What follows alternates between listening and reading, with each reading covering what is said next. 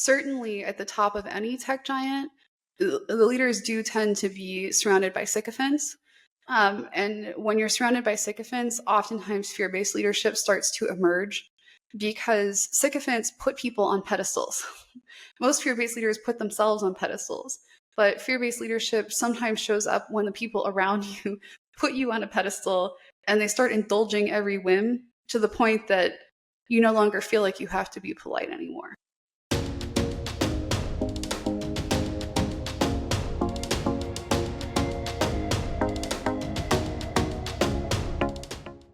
Welcome to the Leader's Mindset, where we bring you conversations with leaders who are making an impact in business and our communities.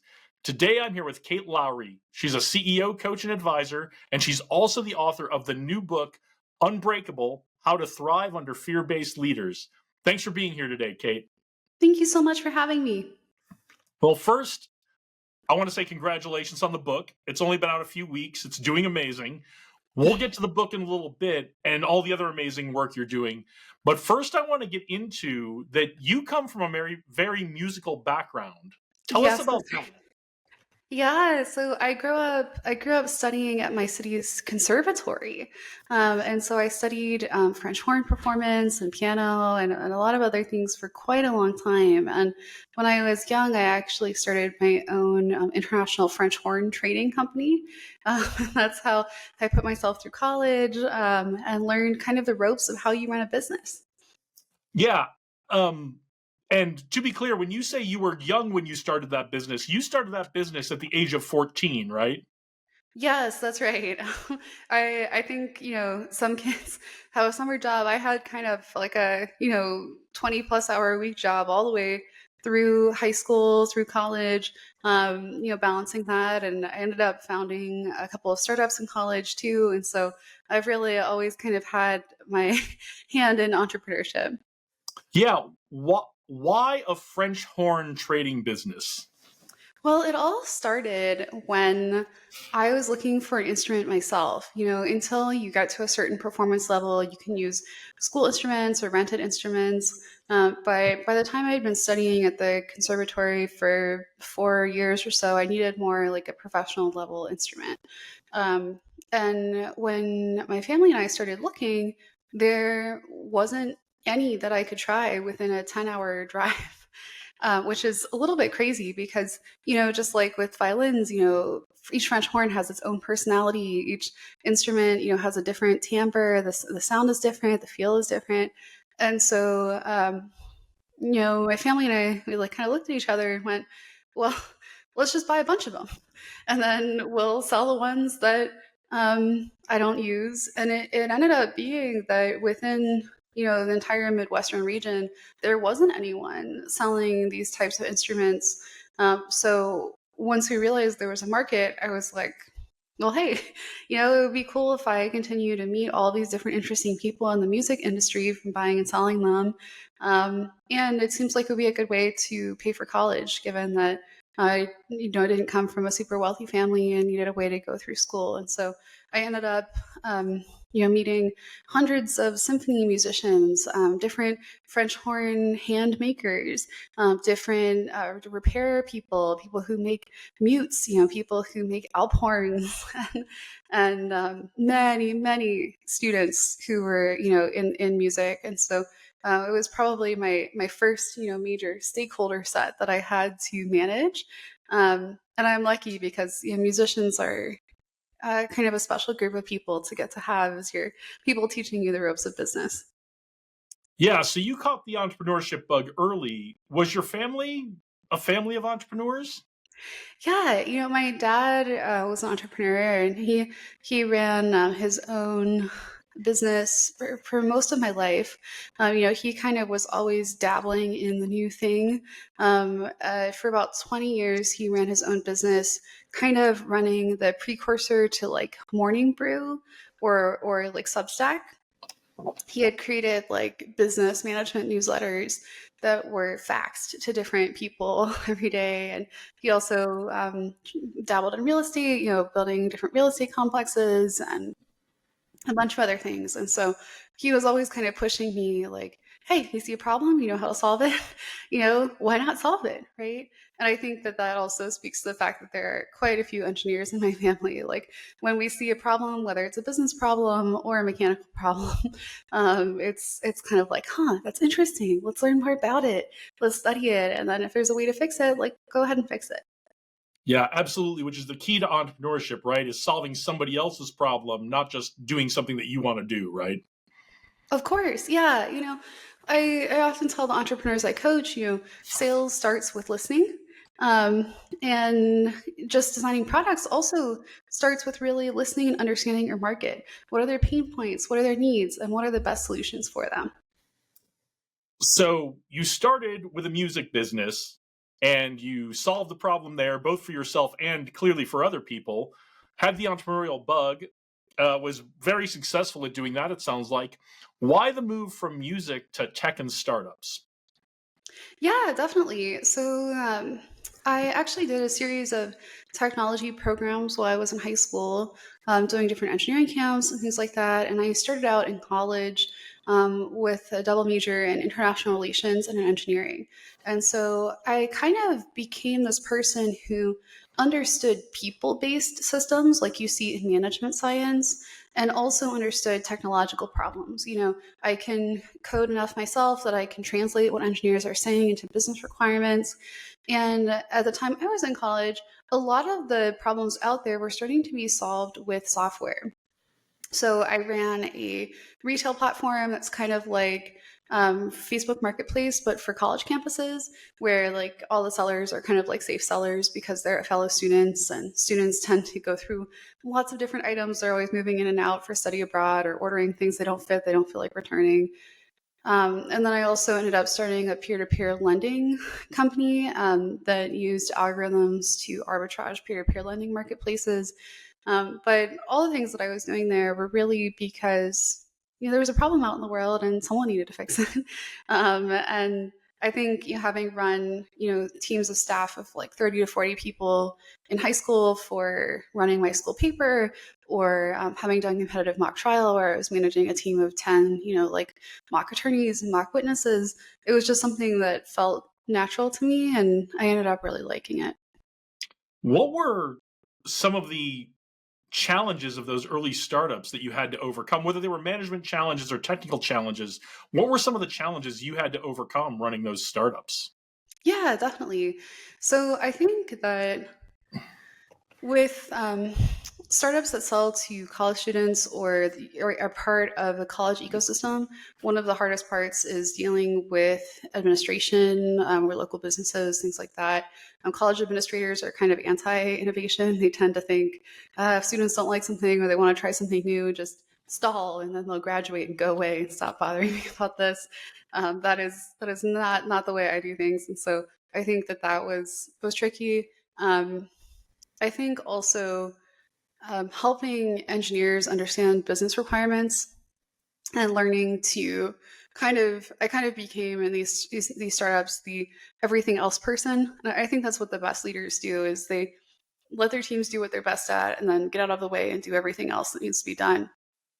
And so I found that with some of the software engineers that I was managing, it could be hard sometimes for them to connect the algorithmic work or machine learning, so this was an AI startup, with some of the business needs, because they're just so fascinated with the technology that they weren't interested in investing in sales or some of the other pieces. Yeah, I was thinking about that this morning. That I was actually thinking about both of those things you were talking about. Is one, and I saw this in the Air Force. Is sometimes we have to really get the engineers to get connected to the meaning of what we're doing, how it helps people, because they're really focused on I can do a cool thing and I want to go forward and do that. And then Yes. the other challenge you mentioned was working with the administration. And this is what I was really thinking about this morning was we are increasingly looking to startups to solve our problems in our society, both because a lot of things are software based now. Software has a lot of potential to solve our problems, and startups want to move fast, whether it's just the problem solving challenge, the pride of solving that problem, or whether it's driving a stock price. Startups always want to move fast, but governments want to move slow because they have different priorities than a startup does, right? So what's your advice for startup founders who are rightfully so moving fast but trying to deal with some of those bureaucracies out there that might be slowing them down? Yeah, I actually became a specialist in that. So I have extensive experience working in highly regulated industries. And with my coaching practice, I focus on founders who are very mission driven. So I do a lot of healthcare, a lot of AI, a lot of climate, but all of those spaces have very strong regulatory bents. And so what I work with those founders is what I call creative problem solving within hard constraints. I think sometimes the most creative solutions get pushed out of you when you have to be creative within these more rigid frameworks.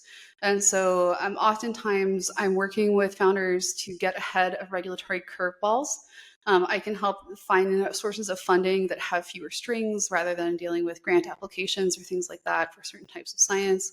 I can help them strategically choose areas to work in where things are going to allow them to function within an innovation ecosystem rather than getting stuck in other places. And for folks that live outside of Silicon Valley, I do quite a bit of work helping plug people who are in other parts of the country, like the Midwest, where I grew up, or the East Coast, where I did college, um, plug into Silicon Valley resources that can accelerate their growth. Because oftentimes startup founders don't realize that they need advisors, they need funders who have these extensive networks where if you're running into a regulatory hurdle, I know someone who can open a door.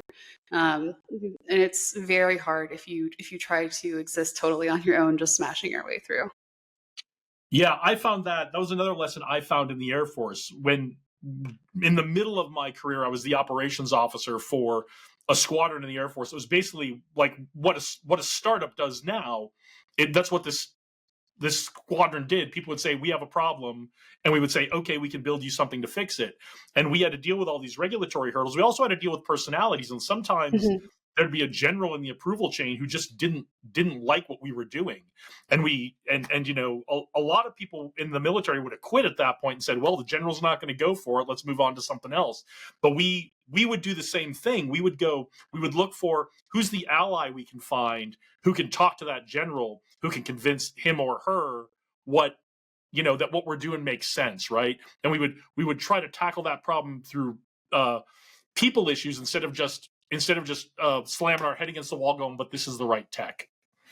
Yes, in the technology industry, we call teams like that solutions engineers, where the solutions engineers are brought in to build solutions for other teams to unblock them or accelerate their growth or make systems function better, because that's really sorely needed. But I think what people often find is you cannot just throw technical talent at it.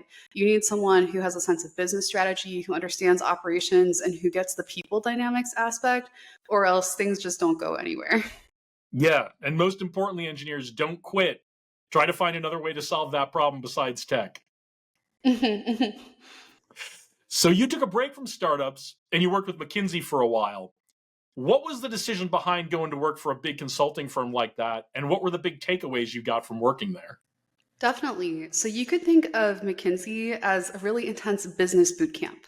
It's like a lived MBA where instead of solving cases in a classroom, you are literally dropped inside different companies. You're given 2 months to solve their hardest problems in a team you've never worked with before, and then you move on. And so I saw it as a chance to build a harder toolkit for me to offer to the startups I wanted to work with. And I came out understanding, very deeply, how do you do ops? How do you do procurement? How do you do strategy? How do you do finance? How do you do marketing? And also with a much stronger leadership skill set, having had to work with Fortune 500 leaders. But in my third year there, I did specialize and I went to McKinsey New Ventures, which at the time was the firm's startup wing. And so while I was there, I ended up managing a portfolio of about 60 startups, helping them with their problems, getting them the right resources they needed, doing portfolio management. And that kind of validated to me that I did want to eventually go back into the startup space. Yeah, startup mentoring is really, really rewarding. It can be very frustrating at times, but it's really, really rewarding, I've found. So you spent a year working with startups again, decided you want to get back into startups. What was the first startup you got back into? It was an AI startup called And was kind of like a precursor to ChatGPT. Essentially, what it would do is eat massive libraries of content, like all of Stanford's library, plus all the court cases in the country, plus all the research papers from the last 10 years. And it would identify connections for things like drug molecules. It would help PhD researchers, index things faster and pull out inferences that they didn't understand before.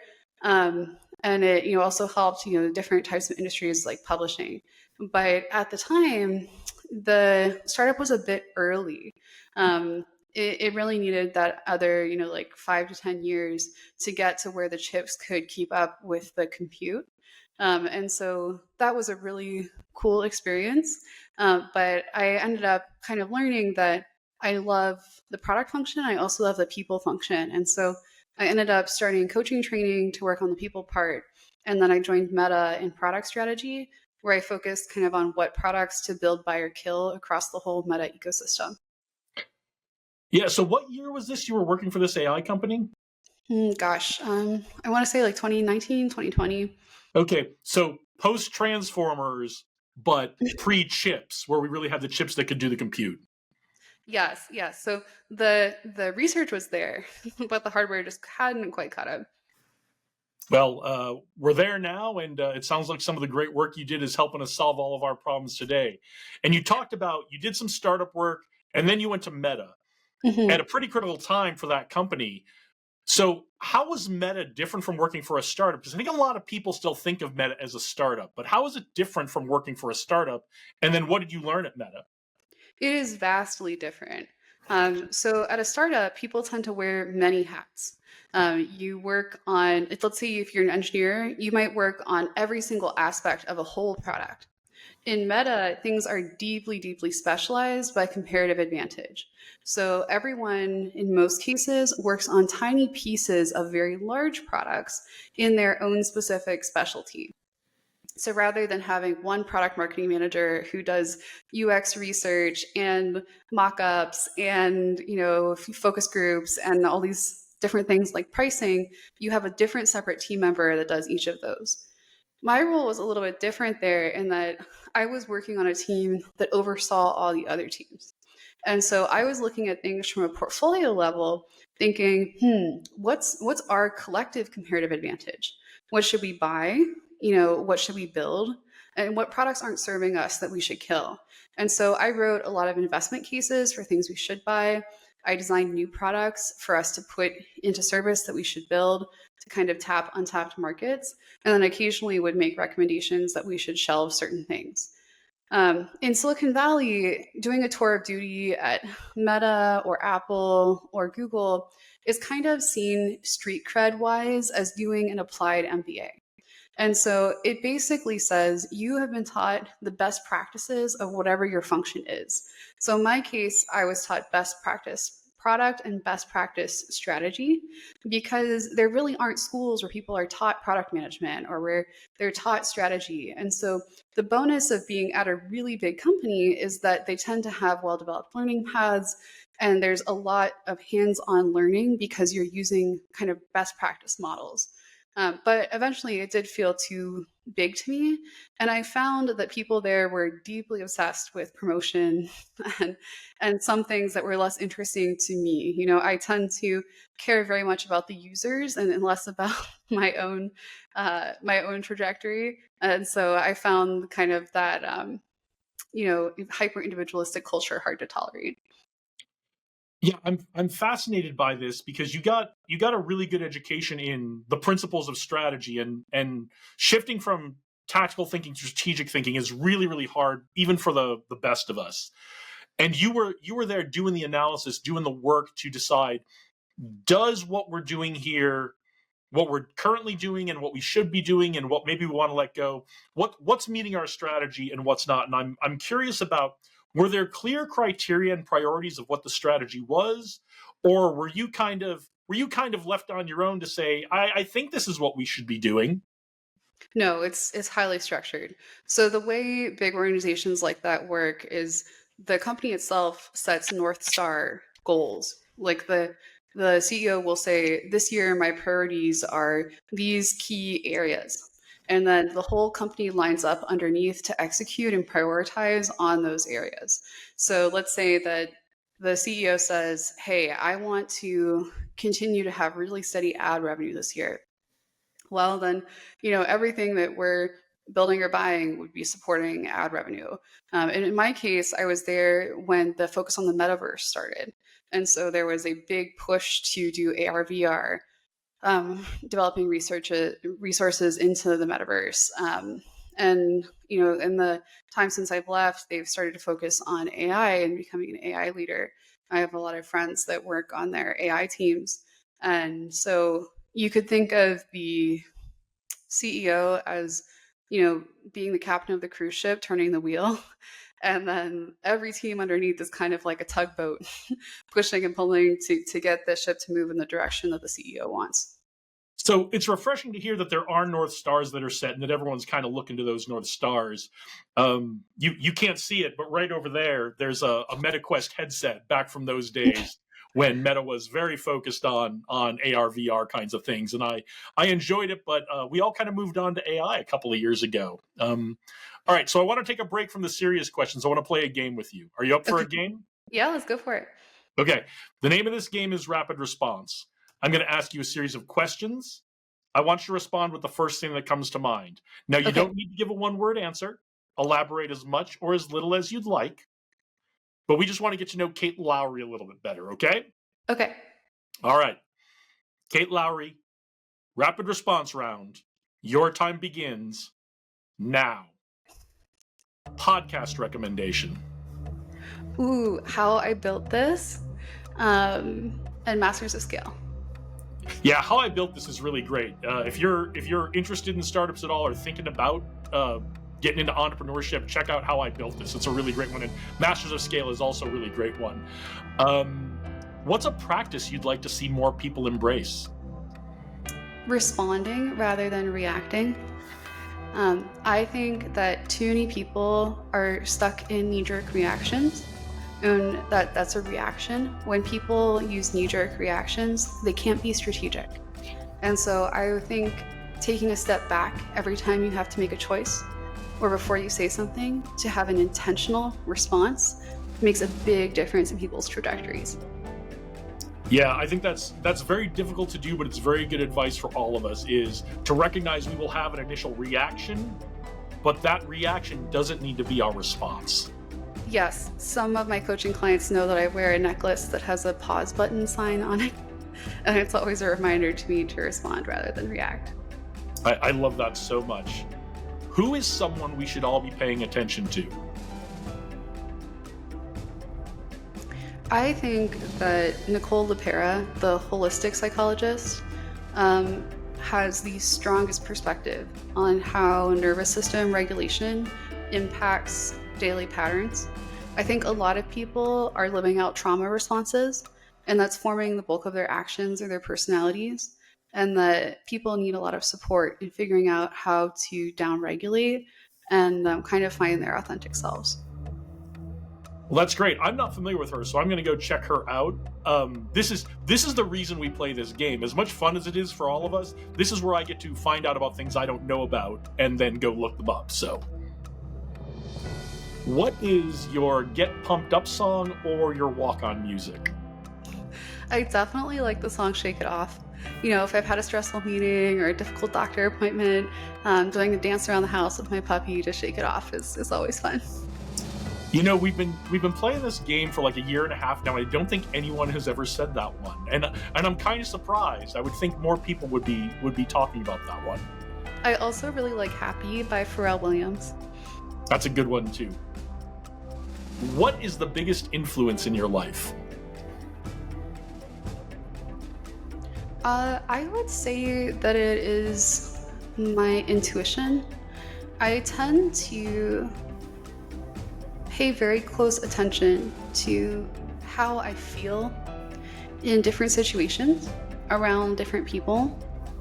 And I pay very close attention to what I see. I think a lot of people see what they want to see in front of them. I try to take in everything around me, both what I'm feeling in my body and what I'm seeing in the behaviors of people around me, and translate that into so what's and next steps that are not influenced by what I want to be true, but are what is actually true. I think that's a fantastic skill we all need to develop. And we're going to talk about your current book in a minute, but maybe that's your second book right there, helping people do that. Yeah, definitely. A lot of people are very disconnected, both from the reality around them and their own bodies right now. Awesome. Speaking of books, what is a book everyone should read? I think that everyone should read Pete Walker's book, which is, I think it's called From Surviving to Thriving. And it's about how the world around you shapes you and how to instead shape yourself into what you want to be. Well, I love that. I'm not familiar with that one, so now I have another thing for my list. All right. We're coming up on Thanksgiving here. What is the best Thanksgiving side dish? Oh, wow, that's hard. I'm going to say sweet potatoes with marshmallows. Okay, that's a popular one. What is your dream vacation spot? Wow. I really love like being in the mountains, like by mountain streams, and being able to walk in the woods where it's clear and beautiful and just kind of peaceful where you can go at your own pace. I really love camping. So I guess I would say maybe camping in the Sierra Nevadas. Okay, great. Yes, that is. The Sierra Nevadas are beautiful. What is a trend you're excited about? Oh, well, I am really excited about how many people are realizing that it's okay to need help sometimes. Whether that's hiring me as a coach or asking friends to hold space for them or, realizing that they need therapy. I think we're kind of going through this revolution where we're transitioning from a lot of baby boomers and older generations who may have felt like it's never okay to be vulnerable to a space where people are realizing that it is more okay. Yeah, that's great to hear. I think that is changing, and I think it's really great. All right, Yeah. last one. Favorite sports team or player? Oh my goodness. I used to have to study sports every Sunday night before going to my client sites because, golly, like I don't pay much attention. I guess I would say maybe Megan Rapinoe or Okay. some of the women's basketball teams, like the LA women's basketball team. They always seem super, super cool. But I love watching sports in person. But more than that, I like playing sports. And so my favorite player would probably be whoever's playing a sport with me right now. Fantastic. That's a great answer. Thank you for playing our game. I really appreciate you taking the time to do that with us. So I want to get back to you, and I want to get to the book now. We've been making everybody wait all this time to talk about the book. What's the book about? What was the genesis of it? So my book, which I have right here, is called Unbreakable: How to Thrive Under Fear-Based Leaders. And this book was written in response to this massive wave of leadership shift that we're seeing in the last 3 to 5 years. Leadership styles go in and out, just like bell bottom jeans. And right now, I am seeing the largest shift in the last 20 years happening. And that is fear based leadership. Fear based leadership is a very top down, hierarchical, my way or the highway, get in line or get out type of leadership. And that is radically different than 5 years ago, when especially tech CEOs felt like they had to at least pretend to care about their employees. Well, CEOs are not pretending to care anymore. And this is happening, in our media and our TV shows and movies. It's happening in the social sector and public sector and private sector. And in Silicon Valley, it has been leading to quite a bit of burnout amongst employees, quite a bit of discouragement. And employees have started to feel like they're jumping from the frying pan into the fire. Same thing, with people who deal with this in families or in groups like the PTA or Girl Scouts or wherever they are. It's starting to feel like you just can't get away from these types of deeply toxic people. And that's why I wrote my book, which is a tactical guide about how to preserve agency and autonomy around deeply difficult, problematic people. Yeah, I read the book, and it is really, really tactical. It is really, really practical advice. And what I love about how you started the book is the whole first section of the book is how do you get yourself set up for success on this? Before you even talk about the fear-based leaders, how do you get yourself centered and set up for success? Yes, that's so important because what I tell like my clients is you can't pour from an empty cup. So you need to figure out how to be resilient and how to protect your energy before you can even think about implementing new tactics or learning new skills. So one of the ways you prepared for writing this book, whether you intended to write a book or not, is in some of your work, you kind of ran experiments on your coworkers and your leaders. What were some of those experiments, and what did you learn? Oh, yeah, for sure. So I started kind of studying inadvertently fear based leadership very young. Both of my parents are fear based leaders. And in the business world, I've had 30 bosses, 8 of them were fear based leaders. And so that's meant that I've had the better part of 30 years to figure out what incentivizes fear based leaders, what de escalates situations with them, and how I can kind of preserve what matters most to me. And so, for example, fear-based leaders tend to repeat things a lot. I've had bosses who would rant at every single one-on-one. And so I would try a different technique in every different one-on-one and see what worked. Some days I would go, "You're being unreasonable." Some days I would go, "Yeah, yeah, that sounds really hard." Other days I might go, "Tell me more." Or I might say, "Yeah, you're right. You're right. That is terrible." Blah blah blah. And join in on the ranting. And over time, you can test out a lot of different strategies on people like this, and you can kind of learn the pattern recognition of what causes them to calm down, what causes them to get angrier, what distracts them, makes them focus on something else. And because they're kind of emotionally immature, they're pretty predictable. They might bluster and sound big and scary, but the fact that they are predictable means that if you know the tactics, you can kind of run circles around them. Yeah, and you go into these tactics in the book, and I'm not going to talk anymore about the tactics because they're in the book, and I want everyone to go buy the book and read the book. So, or get it from your local library. That's a good way to read a book too. Did anyone ever catch on that you were running these experiments? No, never. Um, and like, I have to say that the experiments were things that I started because I needed to survive. And then I wanted more than surviving. I wanted to genuinely thrive around people like this. And, by the time I had my last fear based leader at my last company, um, I had really succeeded.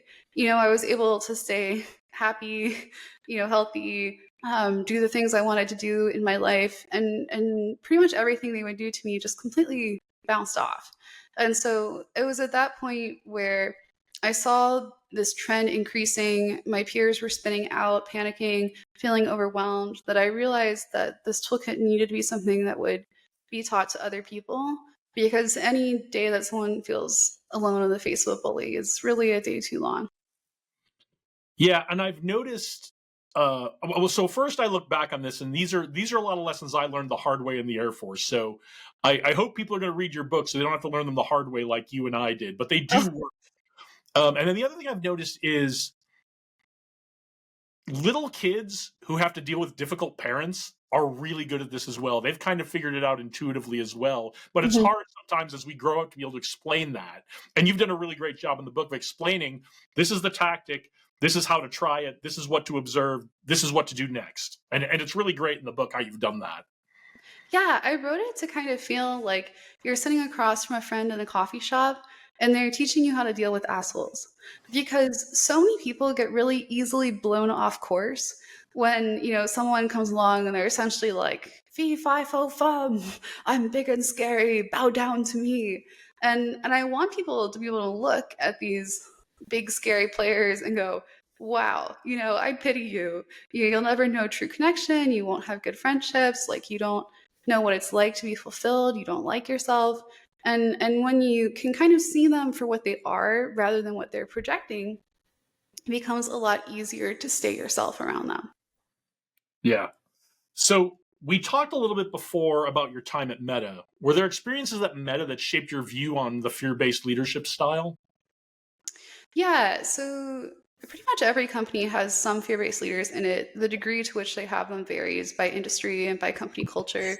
Meta is a very unusual place when it comes to fear-based leadership, because it's everything that people do at Meta is wrapped in what I call Silicon Valley faux chill, which means that it's much more covert in big tech workplaces, unless you're in a place where you have a really aggressive, abusive boss. It's much more likely that someone at Meta will smile to your face and then throw you under the bus, and you'll find out through the grapevine later. Or they might say things that sound positive on the surface, but are like deeply underhanded compliments. Or you might not be yelled at, but I saw several colleagues be slowly pushed out of the company by having managers who resented them or felt threatened by them, or felt like they weren't drinking the Kool-Aid enough. And so it's those environments where you have to be especially aware of kind of what's going on. Certainly at the top of any tech giant, the leaders do tend to be surrounded by sycophants. And when you're surrounded by sycophants, oftentimes fear based leadership starts to emerge because sycophants put people on pedestals.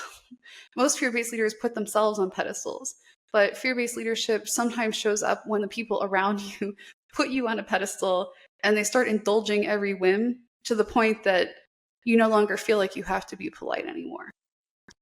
Yeah, we used to talk. We call that the rock star complex in the Hmm. military when a leader we knew when they were earlier in their career becomes like this fear based leader because they've had all their whims catered to as they've moved up the system. So, what's some of the psychology behind fear based leadership? Yeah, so the fear-based leadership is something called dark triad psychology, and that's where you have a mix of Machiavellianism, narcissism, and sociopathy or psychopathy. It essentially means that these people are, from an emotional maturity level, they're very stunted. They tend to be very deeply self-centered. They have extremely low empathy. It's very hard for them to imagine other people's experiences, and they tend to be incredibly ambitious and very power hungry. They're often very charismatic. They can be very good at sales or showing a very smiling face to the people above them and a very angry face to the people below them. But this is a type of leadership in which there is really significant pathology underneath. And typically, this type of pathology is from attachment issues in childhood. Yep, and that's a conversation for reading the book and for a different podcast. But it's really easy to see how sycophants and yes men can really amplify this in someone who maybe has these tendencies to begin with, but not really acting that way. Yes. So it very much distorts reality around them in kind of a downward spiral. Um, I think that so often people get so deeply insulated from the real world that it is no longer healthy for them. Um, I tell like my direct reports, like if I haven't made 5 mistakes by lunchtime, I'm not trying enough new things. And like I will never know most things about most things. That's like the nature of being human. But I've had leaders like this say to me, I am right 99% of the time, or I'm always right, or you need to believe what I say. And it's just so far from the truth. I've actually known some fear based leaders who are deeply wrong 80% of the time, and they'll tell you that they're always 100% right. Yeah, it's certainly a big red flag. I'm curious, was there anything from your music background that helped you recognize these problems or develop these tactics? I think that one of the things that music teaches you is how to pay very close attention to the attunement in the people around you. As a symphony, you're almost taking collective breaths together, and you're weaving together something that involves a collective. Fear-based leadership is the opposite of that. It's a solo endeavor where you completely tune out all of the sounds around you in favor of your own voice. And so I think that as someone who's trained as a classical musician, I'm much more sensitive to tonal shifts in people's voices. I am very sensitive to first signs of discord. I tend to pay a lot of attention to micro expressions. And so it's almost like, saying my intuition about my body when something doesn't feel right. It's like that, but about paying attention to your environment. That's great. And these are all things we can learn, and they're all things that we can learn from the book. So check out the book. What else is coming up for you in the next few months, Kate? Oh boy, I'm doing a whole bunch of things right now. Well, let's see. I'm doing a lot of work with underrepresented and mission-driven founders in my coaching practice. That is always my, first pride and joy. I'm doing a lot of podcasts and radio shows and writing magazine articles. I do a lot of consulting, also startup advising. Right now, a lot of my work is helping think about AI ethically. I've worked at several AI companies, and so a lot of people are very interested in the humanistic parts of AI or how humans can work with AI. And then I also do a lot of advocacy work. Sometimes I do like different types of lawsuits and things like that for different types of disability rights or gender rights and things. And so there's really never a dull moment. It sounds like you're keeping really busy. So for everyone watching or listening right now, what's something we can all start doing today to make sure that we're not being a fear-based leader? I think that if someone gives you feedback that something you have done did not feel good to them, whether it's the tone of voice or something that you said or how you ran a meeting, owning the impact that you had and asking how you can be different will help keep you from becoming a fear-based leader. Well, that's great. I think that's a perfect place to leave it. I want to thank you for joining us today, Kate. Please tell us where everyone can find you so they can also thank you for joining us and they can keep up with all those amazing things that you're doing that you were talking about. Absolutely. You can follow me on Instagram at Kate Unbreakable Lowry, on LinkedIn or on Substack at katelowry.substack.com, on my website, katelowry.com, or my coaching site, scaleheart.co. That's great. So everyone go check out all those links. We'll have all those in the episode description so you don't have to go look them up. Kate, thank you again for joining us today. I want to thank all of you for watching and listening. If you found this conversation valuable, I don't know how you couldn't, but if you found it valuable, go ahead and share it with someone who can use it. Leave a comment. Don't forget to subscribe. And if you're on a podcast platform where you can leave a review, it would mean the world to us if you gave us a 5-star review so we can build our audience and get these great conversations like the one we just had with Kate out to more people. We have lots more amazing leaders coming your way in the coming weeks. We're going to keep doing this as long as you guys want to see them. So go out there, do great things today. Onward and upward.